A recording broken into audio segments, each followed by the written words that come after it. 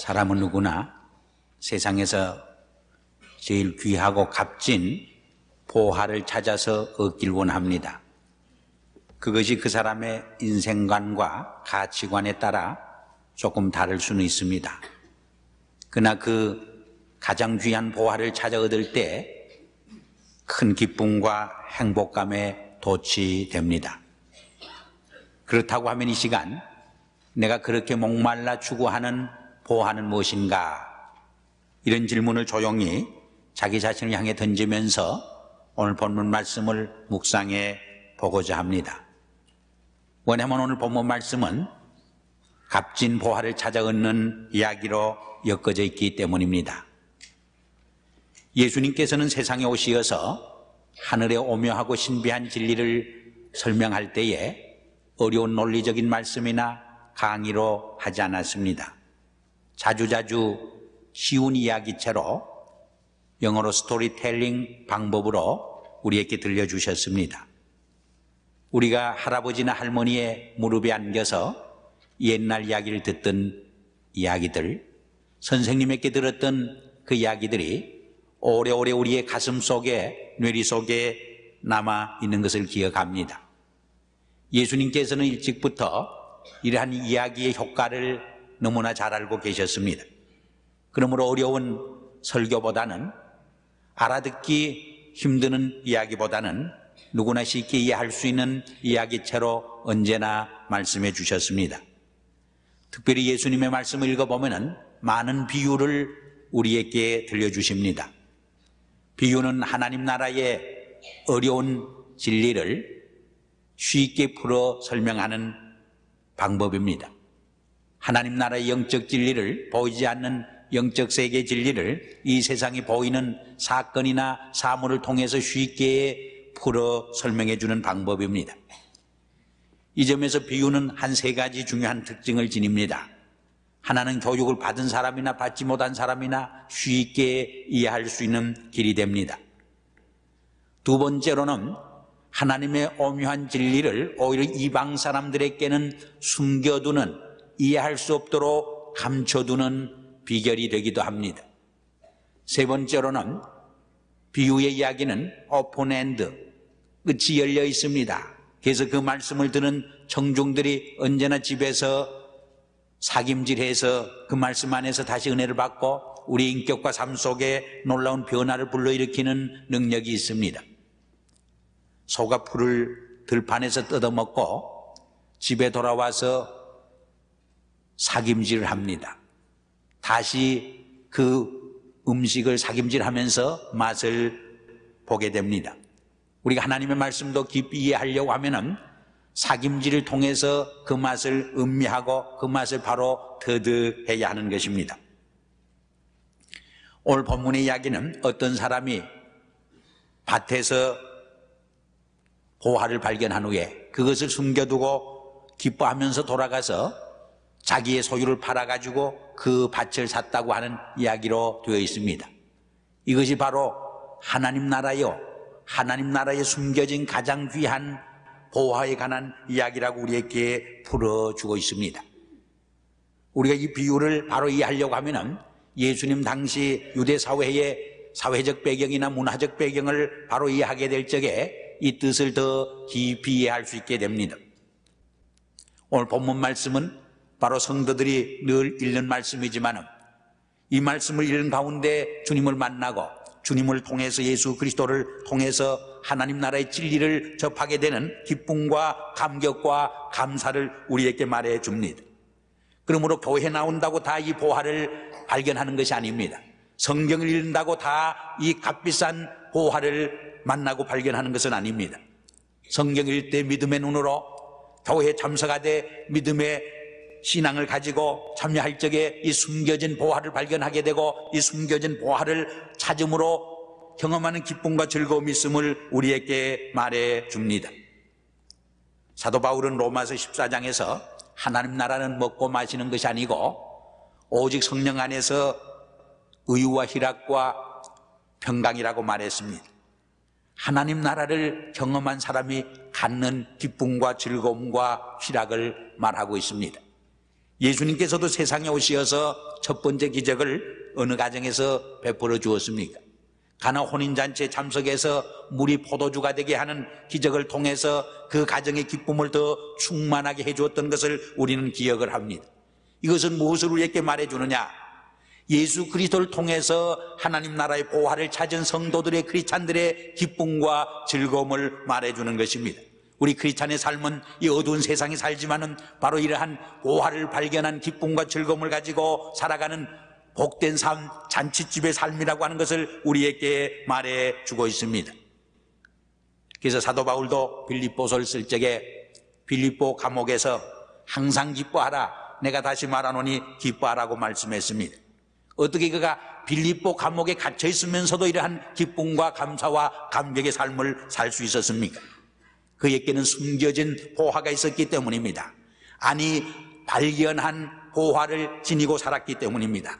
이것이 바로 그리스도 안에서 하늘나라의 보화를 간직하고 살아가는 성도의 기쁨이요, 신앙인의 기쁨이요, 즐거움이라 이렇게 말할 수 있습니다. 그러나 오늘 본문 말씀을 좀 더 깊이 읽어보면은 이러한 보화를 찾은 기쁨이 누구에게나 주어지는 것이 아닙니다. 특별히 누구에게 주어질 가능성과 기회가 더 많으냐? 열심히 일하는 사람에게 주어진다는 것입니다. 오늘 본문 말씀 읽어보면 이 사람이 빈둥빈둥 놀다가 이 보화를 발견한 것이 아닙니다. 땅을 열심히 파는 가운데 숨겨진 보화를 발견했다고 하는 것입니다. 우리가 성경을 보면은 그런 예를 많이 찾아 읽을 수 있습니다.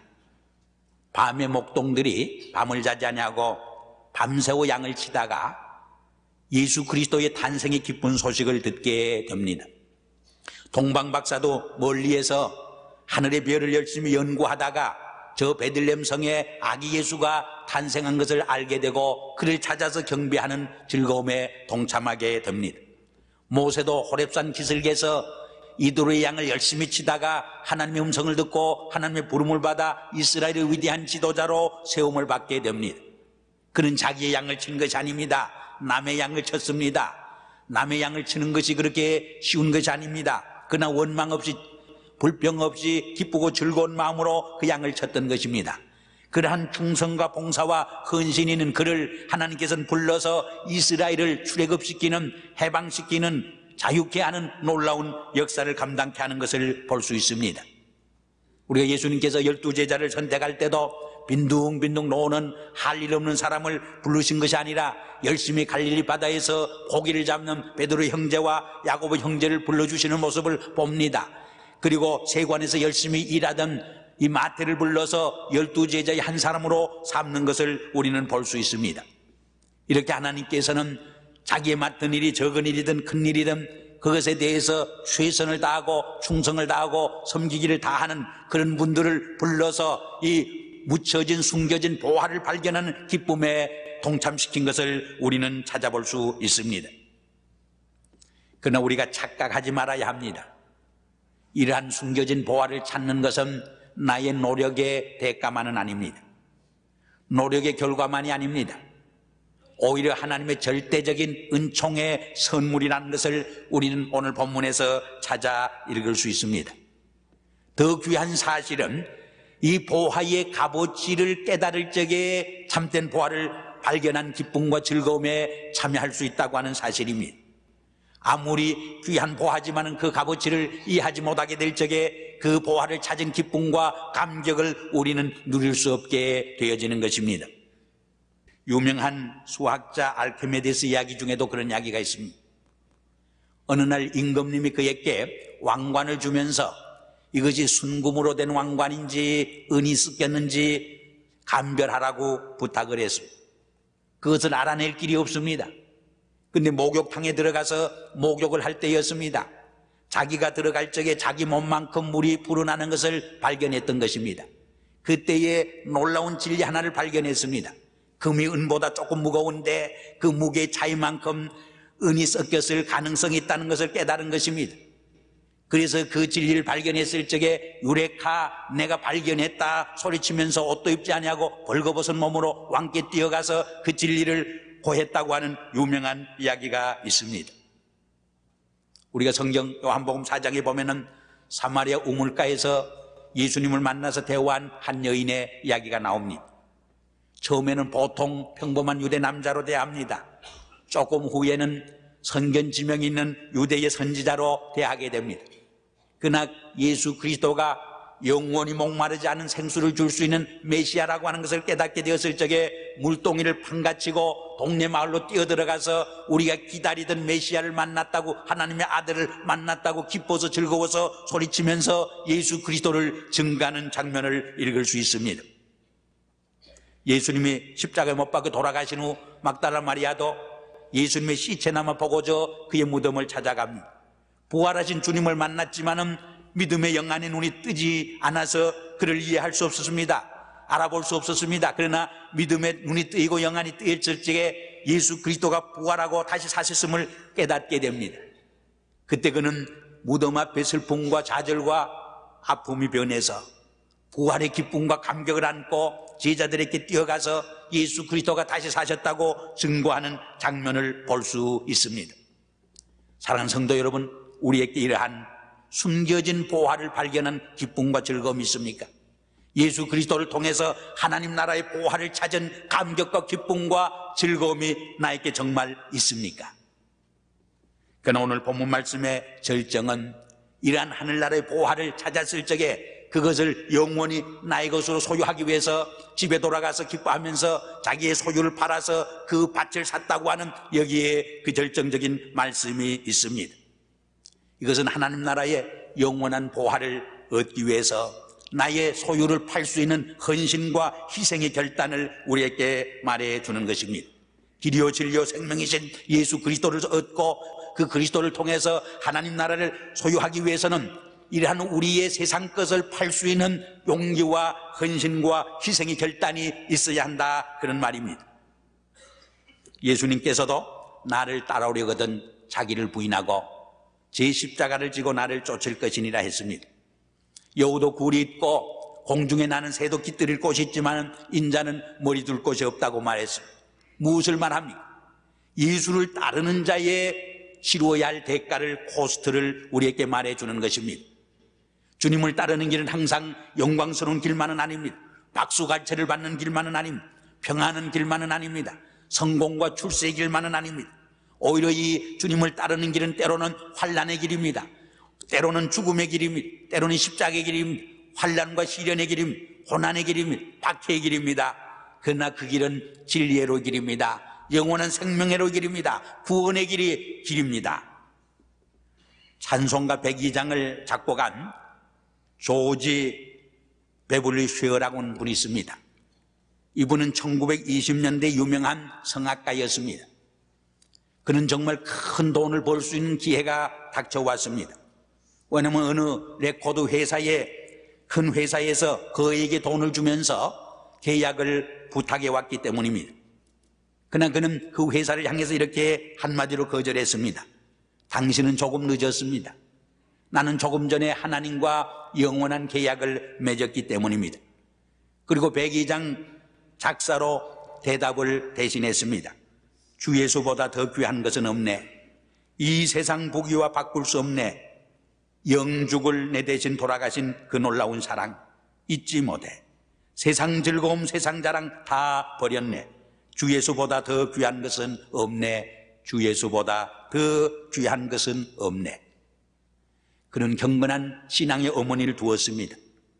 어느 날 어머니가 치는 피아노에 이 가사가 거기 있었습니다. 이 가사를 읽는 동안 마음의 뜨거움을 느꼈습니다. 자기도 알지 못하는 사이에 가슴이 뭉클해졌습니다. 그리고 이 한마디 한마디를 외우면서 너무나 큰 감동을 받았습니다. 그래서 그 자리에서 작곡을 시작을 했던 것입니다.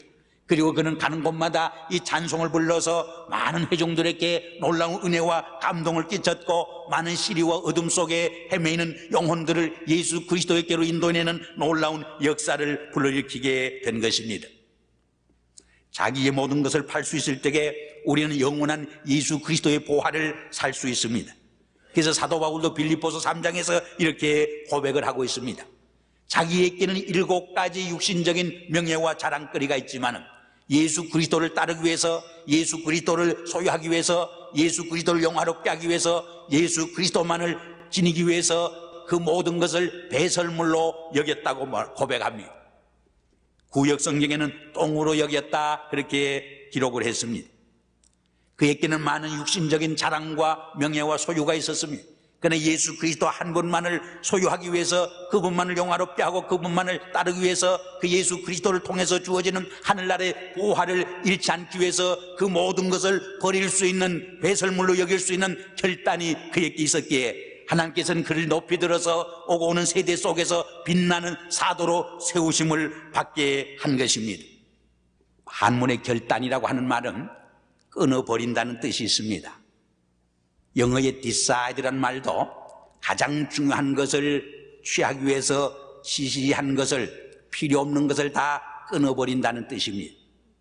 우리 그리스도인들은 예수 그리스도를 소유하기 위해서, 예수 그리스도를 통해서 주어지는 영원한 진리, 영원한 생명을 얻기 위해서 세상에 쓸데없는 것들을 끊을 수 있는 결단이 필요합니다. 세상에 많은 사치와 향락, 우리에게 필요 없는 많은 소유물들을 한번 끊어버릴 수 있는, 세상의 옛 생활을, 자기중심적인 이기 생활을 끊어버릴 수 있는 결단이 있을 적에 우리는 주님 안에서 영원한 생명의 보화를 간직할 수 있는 축복의 사람이 될 수 있는 것입니다. 존 버년이 쓴 철로 역정에 보면은 신시리와 소망이와 기독도가 어느 날 세상 사람들이 즐기는 박람회를 구경 가게 됩니다. 거기에서 잠깐 있다가 없어질 세상의 물건을 사고 파는 모습을 봅니다. 그때 한 사람이 기독도를 향하여서 당신은 무엇을 사기를 원하느냐고 묻습니다. 그때 그는 이렇게 대답을 합니다. 잠깐 세상에 있다가 없어질 물건을 사러 온 것이 아니라 우리는 영원히 변치 않는 진리이신 예수 그리스도를 사기 위해서 왔다고 말합니다. 우리 그리스도인들은 영원한 보화를 간직하기 위해서 세상에 잠깐 있다가 없어질 것을 끊어버릴 수 있는 헌신과 희생의 결단이 있어야 하는 것입니다. 그때 우리는 참으로 하늘나라의 보화를 즐길 수 있는 축복을 누리게 되는 것입니다. 슈바이처 박사는 당대 유명한 음악가요, 신학자였습니다. 뿐만 아니라 의술을 습득했습니다. 그래서 자기만 원한다면 유럽에서 평안히 교수 생활을 할 수 있었고 목회를 할 수 있었습니다. 그러나 그리스도를 통해서 이 값진 하늘나라의 보화를 발견했을 적에 자기만이 간직할 수 없어서 저 어두운 아프리카 대륙에 가서 정말 죽어가는 영혼들을 치료해주고 그들을 감싸주고 돌봐주는 사랑의 봉사를 통해서 한 생을 밀림 속에서 불사르게 된 것을 우리는 알고 있습니다. 성다멘도 훌륭한 교육을 받고 그가 정말 자기만 원한다고 하면은 평안하게 신학교에서 교수 생활을 할 수 있었지만은, 혹은 큰 교구에서 목회를 할 수 있었지만은, 예수 그리스도를 통해서 하나님의 보화를 발견했을 적에 모로카이드 섬에 가서 정말 절망과 신음 속에 살아가는 나병 환자들 돌보고 그들에게 복음을 전하는 그 일을 시작했던 것입니다. 어느 날 설교를 하고 내려오는데 저 뒤에는 한 나병 환자가 중얼거립니다. 자기도 나처럼 나병 환자라고 하면 저렇게 기쁨으로 복음을 전할 수 있을까 하는 불평과 넋두리였습니다. 그 말을 듣는 순간 얼마나 그 말이 치명적인 정말 찌름이 되었는지 모릅니다. 다음에는 그 자리에 엎드려서 하나님 앞에 눈물을 흘며 기도했습니다. 오 주님, 내가 나병 환자가 돼서라도 저들의 영혼을 구할 수 있다고 하면, 저들의 생명을 그리스도에게로 이끌 수 있다고 하면 나에게 그것을 허락하소서 하고 눈물로 기도합니다. 몇 달 후에 다민의 몸에 나병 환자의 증세가 시작됩니다. 그들과 꼭 같은 나병 환자가 되어서 복음을 증가합니다. 그때 그의 사랑에 녹아져서 시리와 좌절감과 반역으로 살아가던 그 많은 나병 환자들이 주님의 사랑에 감동되어 회개하고 돌아옵니다. 그래야 그 어두운 모로카이드 섬에 복음의 빛이 빛나게 됩니다. 그의 절망적인 삶이 새로운 희망 속에서, 복음 속에서 살아가는 새로운 사회로 바뀌게 되는 것을 우리는 알고 있습니다. 이야기 하나 하고 제 말을 끝내려고 합니다. 토론토 카나다에 가면은 이톤 메모리얼 유나이티드 처치라고 있습니다. 대단히 큰 교회입니다. 그 교회를 목회하는 목사님은 30대에 IBM 회사의 부사장으로 일했습니다. 근데 예수 그리스도를 통해서 복음을 발견했을 적에 이 하나님 나라의 보화를 발견했을 적에 그는 그 직위와 좋은 보수를 뿌리치고 신학교로 뛰어들어갔습니다. 그리고 졸업을 하고 가장 적은 시골 교회에 자기가 과거에 받던 봉급의 20분의 1도 안 되는 적은 봉급을 받으면서 목회를 시작했습니다. 그러나 기쁘고 즐거움으로 보람을 가지고 이 복음을 증거했습니다. 물론 그 후에 이턴 메모리얼 유나이티드 처치의 목사가 되어서 그 교회뿐만 아니라 그 교단의 총회장으로서 카나다 사회뿐만 아니라 세계 교회에 크게 기여하고 공헌하는 그 헌신을 할 수 있었습니다. 사랑하는 성도 여러분, 여러분들이 그렇게 결사적으로 목말라 추구하는 보화가 무엇입니까? 그 보화를 얻기 위해서 여러분의 소유를 팔 수 있는 희생과 헌신의 결단이 되어 있습니까? 그때만이 정말 하늘나라의 영원한 보화를 간직하는 영광과 축복과 즐거움에 동참하는 은혜가 깃들게 될 것입니다. 이런 은혜와 축복이 오늘 예배드리는 우리에게 충만히 깃들길 주의 이름으로 축원합니다.